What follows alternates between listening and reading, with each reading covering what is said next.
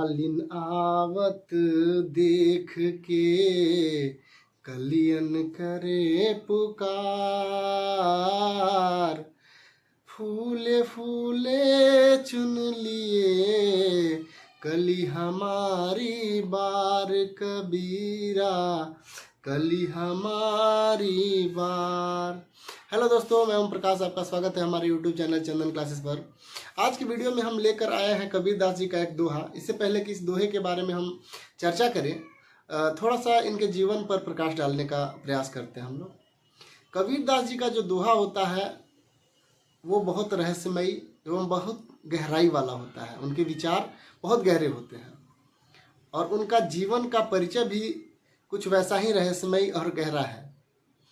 उनके जीवन के बारे में कुछ लोगों का ऐसा मानना है कि उनका जन्म ब्राह्मण परिवार में हुआ था। 1398 में उनका जन्म बताया जाता है। वाराणसी में जन्म उनका ब्राह्मण परिवार में हुआ था, लेकिन उनका लालन पालन मुसलमान परिवार के लोगों ने किया था। उनकी माता नीमा और पिता नीरू को बताया जाता है।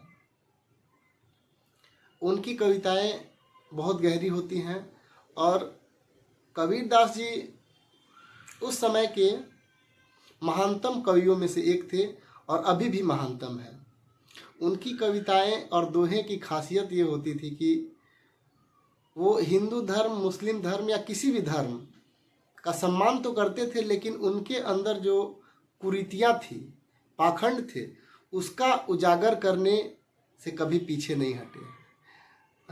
आज के ज़माने में अगर कबीरदास जी होते हैं और इस तरह के दोहा, जिस तरह का उन्होंने किसी भी धर्म को नहीं छोड़ा, उन्होंने जहाँ गलती देखा उनके विचार में। जैसे उनकी एक कविता से मैंने देखा था जिसमें उन्होंने बोला था, मुसलमान और हिंदू दोनों को उन्होंने फटकार लगाया था। उन्होंने घोर विरोध किया कि मुसलमान लोग जो माइक लगाकर अजान देते हैं, तो उन्होंने कहा कि क्या आपका खुदा बहरा है जो आपकी बात को नहीं सुन सकता है। और हिंदुओं को भी उन्होंने बोला कि आप जो घंटी बजाकर इतना जोर से टन टन करते हैं, क्या आपके ईश्वर को नहीं सुनाई देगा धीरे से? ईश्वर का कनेक्शन हमारा मन के साथ है।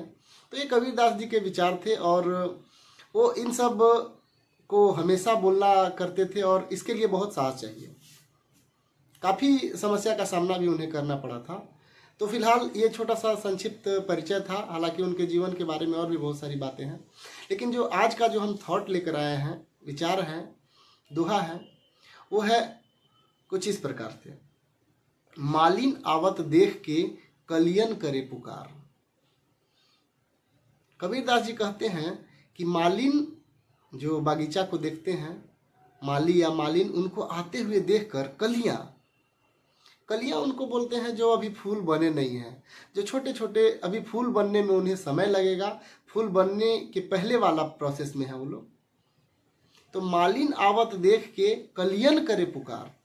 मालिन को आते हुए देख के कली लोग पुकार करने लगी, आपस में डिस्कस करने लगी, चिल्लाने लगी, ऐसा भी कह सकते हैं कि फूले फूले चुन लिए कली हमारी बार। उनका कहना है कि अब फूल जो थे, जो कलियां पहले थी और अब फूल बन चुकी थी, उन्हें तो माली और मालिन आए और तोड़ कर ले गए। अब हमारी बारी है और हम लोग का कब नंबर आ जाएगा कोई पता नहीं है। इस दोहा के माध्यम से कबीरदास जी हमें कुछ बताना चाहते हैं। उनकी जो दोहे होते हैं बहुत गहरे होते हैं। वो बताना चाहते हैं हम लोग को कि हमारे भी समाज में जो बड़े हो गए हैं, वृद्ध हो गए हैं, बूढ़े हो गए हैं, उनकी मृत्यु हो जाती है हम लोग की आंखों के सामने और हम कुछ नहीं कर पाते हैं। हम लोग को भी वेट करते हैं, हम लोग का भी कब नंबर आ जाएगा कोई पता नहीं है। और यहाँ कबीरदास जी ये भी कहना चाह रहे हैं, कलियाँ यह भी कह रही है कि वो जो फूल थे वो तो अपना जीवन जी लिए। जब वो कली थे उस समय नहीं टूटे, फूल बनने के बाद वो टूटे। अब हम लोग का क्या है? आपने देखा होगा समाज में वृद्ध लोग तो जनरली मृत्यु को प्राप्त करते हैं तो ज़्यादा दुख नहीं होता है, लेकिन कभी कभी असमय मृत्यु भी हो जाती है। जैसे छोटे छोटे बच्चे 5 साल, 10 साल, 15 साल, इस उम्र में भी लोग दुनिया छोड़कर चले जाते हैं। तो कबीरदास जी यही कहना चाहते हैं इस कविता के माध्यम से, इस दोहा के माध्यम से, कि हमारा भी जीवन का कोई भरोसा नहीं है, कब चले जाना है यहाँ से, इस समाज से। कुछ लोग तो वृद्ध होकर चले गए, लेकिन हमारा कोई जीवन का भरोसा नहीं है। इसलिए हमें अपने जीवन को सार्थक बनाना चाहिए, प्रभु के सिमरन में, अच्छे कामों में अपना जीवन लगाना चाहिए। और मेरा विचार तो ये है दोस्तों, प्रभु का सिमरन बहुत अच्छी बात है, लेकिन मुझे जहाँ तक अच्छा लगता है, आप किसी का भलाई करें, किसी का अच्छा सोचें।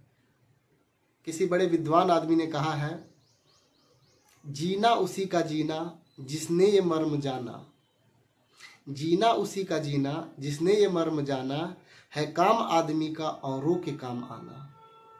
उसी आदमी का जीवन सफल है जो औरों के काम आए। तो हमें प्रयास करना चाहिए अपने आसपास जितने भी लोग हैं, यथासंभव, अब 100% किसी का आप कर पाए या न कर पाए, पर जितना बन पाता है जरूर उनका भला करने का प्रयास करें, क्योंकि कल ही हमारी बार, हमारा कब बारी आ जाएगा कोई नहीं जानता। आपने देखा होगा अपने समाज में, आस पड़ोस में किसी का मृत्यु हो जाता है, हम कुछ नहीं कर पाते हैं, जिसके बारे में सोचे नहीं थे, कल उसके साथ खेले कूदे, अगला दिन वो डेथ कर गया, उसकी मृत्यु हो गई। तो कबीरदास जी कहते हैं कि कब किसका बारी आ जाए कि कोई नहीं जानता है। इसलिए हमें अपने जीवन को अच्छे कामों में लगाना चाहिए, अपने जीवन को सार्थक बनाना चाहिए, क्योंकि नंबर तो सबका आना है और कब आ जाएगा ये किसी को नहीं पता है।